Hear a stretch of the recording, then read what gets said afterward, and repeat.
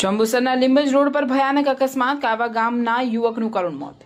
જંબુસર તાલુકાના લીંબજ રોડ પર ભાથીજી મંદિર નજીક એક ગંભીર અકસ્માત સર્જાયો હતો। કાવા ગામના જયેશભાઈ જગદીશભાઈ રાઠોડ પોતાની બાઇક પર ડીઝલ કેન્યામાં લઈને પુરાવા નીકળ્યા તે વેળાએ બાઇક રોડ સાઇડની રેલિંગ સાથે ધડાકાભેર અથડાઈ હતી। અકસ્માતની જાણ થતાં કાવા ગામના માજી સરપંચ કલ્પેશભાઈ તાત્કાલિક ઘટનાસ્થળે દોડી આવ્યા હતા। ઇજાગ્રસ્ત જયેશભાઈને 108 મારફતે જંબુસર સબ ડિસ્ટ્રિક્ટ હોસ્પિટલ ખસેડાતા તબીબે તેમને મૃત જાહેર કર્યા હતા। બનાવ અંગે જંબુસર પોલીસે મૃતદેહને પીએમ અર્થે ખસેડી આગળની કાયદેસરની તપાસ હાથ ધરી છે।